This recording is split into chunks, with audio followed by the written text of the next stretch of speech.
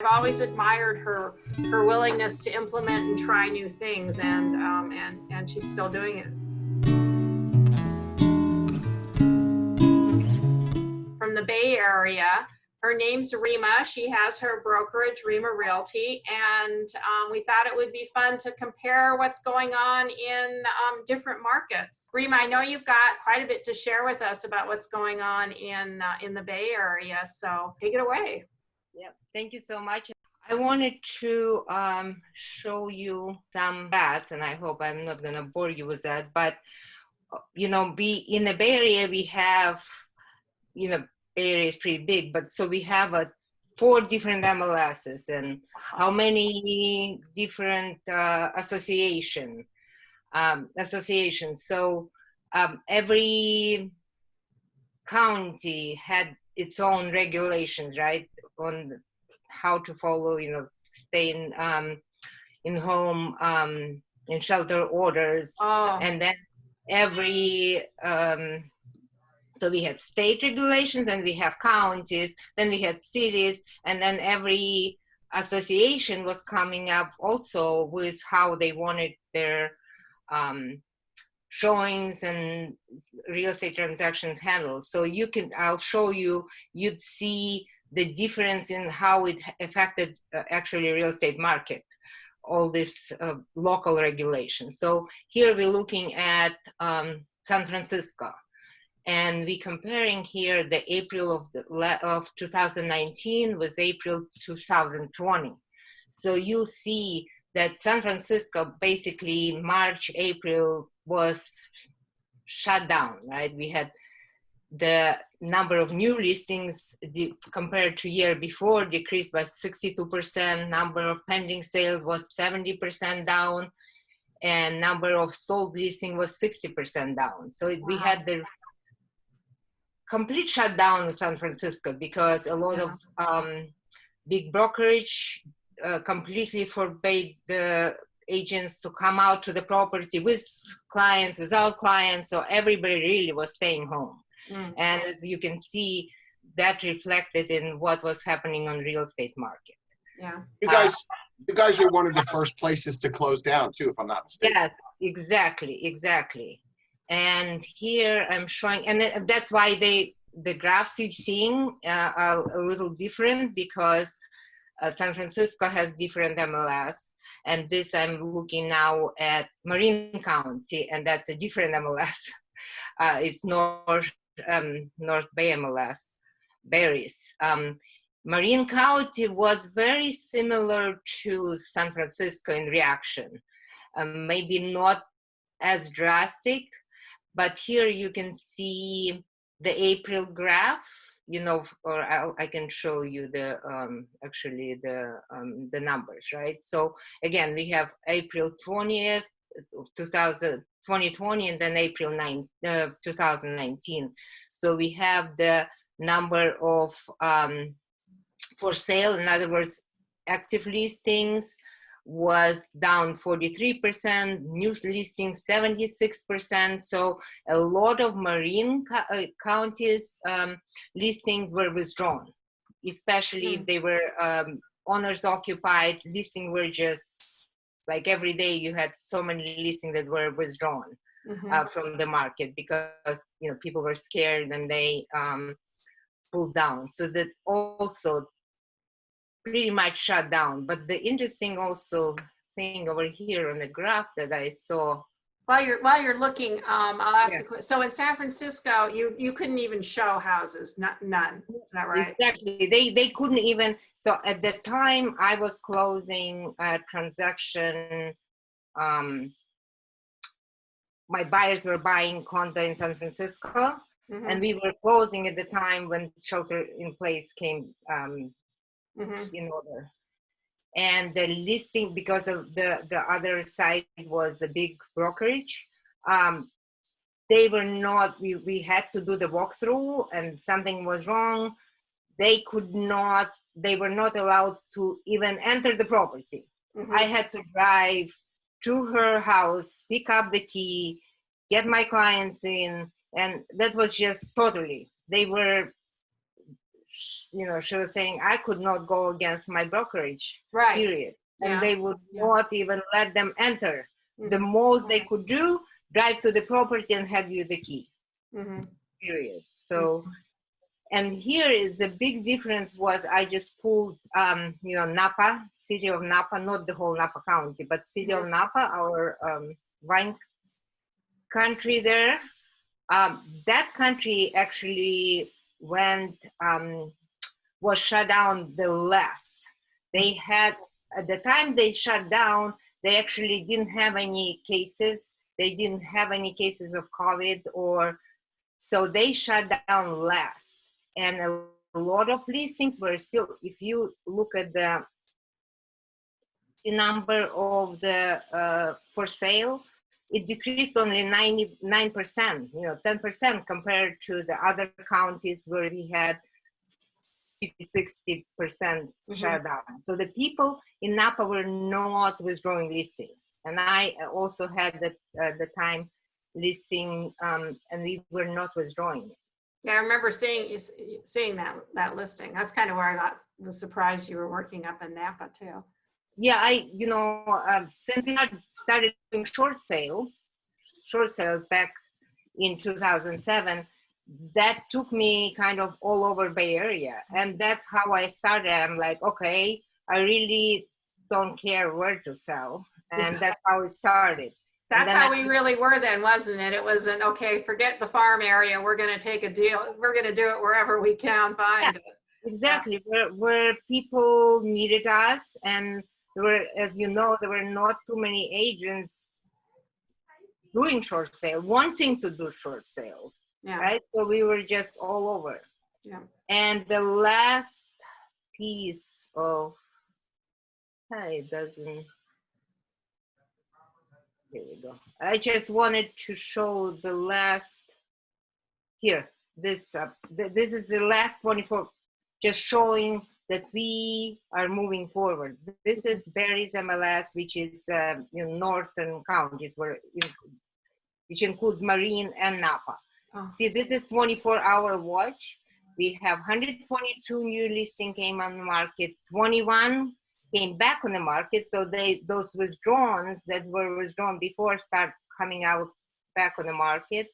We had, 55 price reductions, and then it's basically the same amount of listings that came on the market went off the market by going pending, contingent, or sold. So the properties are moving, and that's a Barry's MLS, and here we have the same kind of stats for the San Francisco. Yeah. So it seems that we start moving. Oh, there was one more piece. Here's a number of showings, but this is like all North America, right?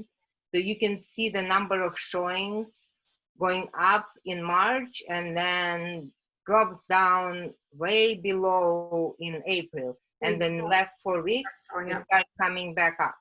Are these statistics just from agents using showing time, or do they have kind of yes, that's from there. Yeah. But otherwise you can't track it really. Right, exactly. So we can assume that actually the numbers are maybe a little bit bigger. They probably, the numbers, the net numbers are different, but the trends, I think this is what we're trying to show. In percentage, trying to see the trends. Yeah. One of the things I noticed when I was looking at your graphs was that although the number of listings and pendings and solds and all that dropped, it looked like your prices kind of stayed stable. Yes, that's a good point. I wanted to mention that, and stable and went up some. So yeah, it went a little bit up. I saw that. Yeah. Yes. That's kind of what's here too. We're kind of similar in that. Like our prices haven't really been dipping much either. It's been kind of level, but of course our solds have gone down, not to the same degree that yours have, but they've definitely, the numbers have dipped. And we have a shortage of homes here on the market, so they're starting to get more listings, so it might balance out a little bit anyway. It looked like your listing inventory was low going in also, was it? Yeah. Yeah. And it's slow. Now it's start coming back up, but we had again during this time because listing inventory was so low. We even in this market we had multiple offers. You know, I put my listing in San Rafael was $1,125,000 home. I put it in the market. I did the, you know, virtual. I was the only one in the whole San Rafael doing the live stream virtual open house. Oh, yeah. And after that, within 4 days, I had 10 agents showing the property. By the end of the week, I had 2 offers and both over asking. And, you know, my clients are now in contract. So that's great. So have things opened up a little bit for you, or are you still under the really strict lockdown, but people are just doing things now? you know, the Napa opened. Marin is still, you cannot do live or in-person open houses anywhere. Same here. But now, you know, with security first, we call it protocol, we can show. So, you know, I have on my listings, I have booties, and I have everybody sign that PED form that they, you know, haven't been sick, and warn everybody to go in with the mask and the gloves. So then I come and disinfect. Yeah. And if you have if you have any listings that are occupied, does the seller have to leave the house before you show it? Yes. That's the same thing. Seller cannot be present. Yeah. I was pretty lucky this time because not all my, but obviously all the listings that I've marketing are vacant because you know, I have listing that where the family have a little, you know, 1-year-old child.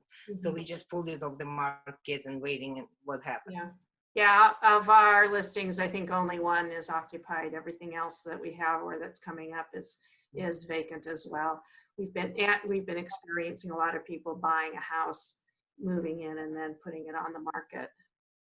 So how strict were your orders? Kind of similar?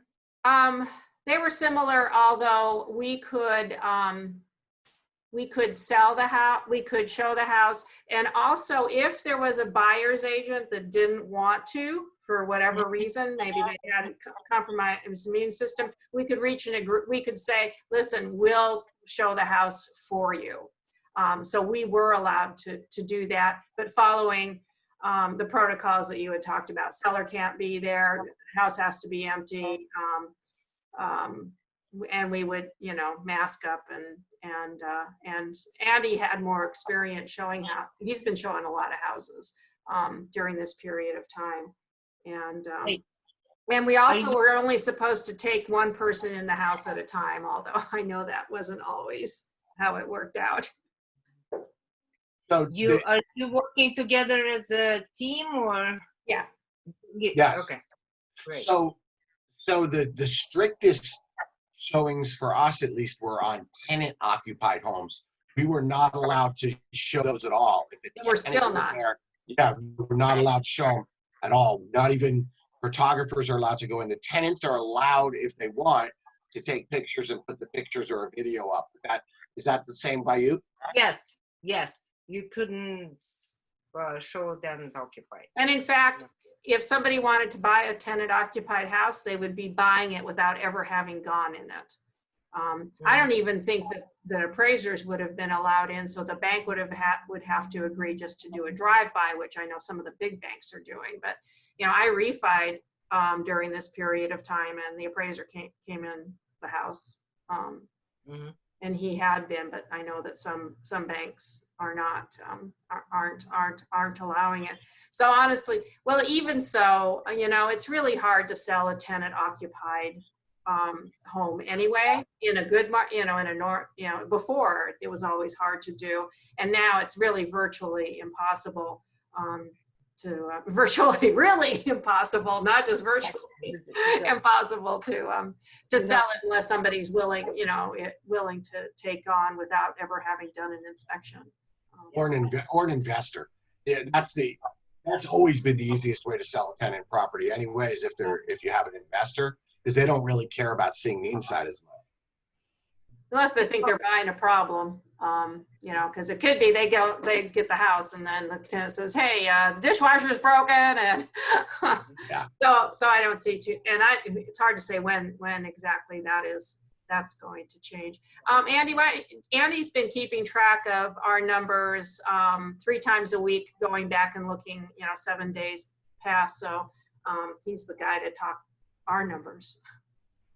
Our listings and our pendings have been rising lately, but our solds are probably about 50% of what they should be. We usually these are rough numbers, but we usually probably in a month sell about 1,000 homes, and we've been definitely a lot less than that. I'm sorry, I meant to say a week. a week. Boy, I meant to say about 1,000 a week. 1,000 homes a month. No, about a week. But we only have one MLS system that covers the whole greater Las Vegas area. Well, all of Clark County, right? And part of Nye County. Yes. Nye County too, actually. Yeah. Yes. We have a lot of empty land though. And yeah, we're only populated in one area. Yeah. Andy, were you going to check and kind of see how many contracts had fallen out? Because that was something else that we were thinking about, because people who were in contract in March and decided to back out of their contracts. So I was looking around this morning and I was trying to figure out how to come up with that. And it was a little bit more difficult than I thought. But I did see in the last I could get it for the last 7 days, but I couldn't get it past that. So, but it was over 200. So that's kind of a lot in a week. Yeah, that is a lot. If you sell 1,000 and 200 come back on the market out of contract, that's a lot. Yeah. Yes. Yeah. And there's a lot of price dropping too. There's a lot of homes are dropping their price. Not necessarily significantly, but they're dropping their prices. But overall, the solds month to month seem to be right around the same median price. Yeah, I think. I think what we're seeing now, the reason we're seeing less solds is just because we're now 60 days out from initial, and so everything that was in contract that was going to sell did, and now we're catching the stuff that went into contract right in the height of it. That is going on, but we're also seeing the contracts stay stable, the numbers going in. So I think we can anticipate seeing the solds go back up again. And my sense too is people are just tired. They're getting ready to resume life as best they can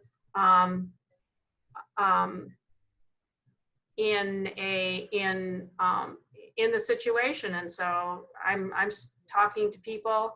Andy's out showing houses. I tend to be, calling people, spending my time, doing the social media, staying in touch with people, working with people who want to list their homes. And I'm definitely seeing a change a change. People I called 2 months ago said, I want to wait and see how things are going. I call them now. They're like, yeah, I think we're probably ready to start to do things as we get used to this new normal. New abnormal? Yeah. I imagine your area, you probably don't get a ton of investors anyway, just because of the price points, right? Not in the single family homes. Not in residential, single family and condos, not that many. We get a lot. The investors go, multi-units more. Yeah. Sure. Because there's no cash flow. Mm-hmm. Yes. So all you can count, even with the rent going up as it did in the last couple of years, mm-hmm. still, you can't get the cash flow. Right. So you just bet on appreciation down the line. But in the meantime, you kind of what's have your to. projection about appreciation? Because your housing is so expensive. We've been saying that, 5 years ago, right? And still Oh, keeps yeah, right. yeah, it dipped in that period between '07 and 13, and then it started going back up again because there was so many short sale foreclosures even Right. in our area. I was just reading an article that had taught, and I think it was like, I don't know, CNN, CNBC, I can't remember, talking about they were rating the housing markets that were going to be in the most trouble. But what they were basing their metrics on was how much a house sold for in 2010 versus how much it sold for in 2019. And so, of course, Las Vegas was at the top, number one, because we had the most increase, but we had the most increase because we were what was our median price at that time was like, barely $100,000. I mean, we were way undervalued after being overvalued. So I was reading this article and I was like, these people don't even, don't get it, which is, but I also think our appreciation is pretty much, we're going to be in the, 6%, I think. And that's because of inventory more than anything else and lack of it. Are your prices, Rena, higher than they were before the recession? Before the which recession? Before the 2007? Of course. Ours are still getting to that level. No, our recovered 2013, 14, it became like I still was working foreclosures, but the properties had equity. So there was very few short sales. Yeah. We were still in foreclosure, but equity caught up. Yeah, I started seeing that in about 2013, 14. Occasionally I'd come across one where there would be some equity. But yeah, I think at our high point, wasn't our median price $340-ish? I was going to say 335, so it's probably somewhere right there. Yeah. And our median now is like 315 to 317, somewhere around there. Yeah, maybe even a tad skosh lower. Yeah. But so we still haven't hit the peak that we hit way back in '06, like 7, whatever it was. Yeah. But you guys have a way different economy, and there's just so much different. You can't even compare, that whole. Obviously, we don't know now what's gonna happen. Now Twitter announced that they're gonna let everybody work out of home. We'll see. Yeah. I think a lot of that is also speculation, and I think people still would want to live in San Francisco no matter what. Beautiful city. Yeah, that's really true. Well, gosh, Rimma, thanks so much for sharing with us. It's been fun to compare markets and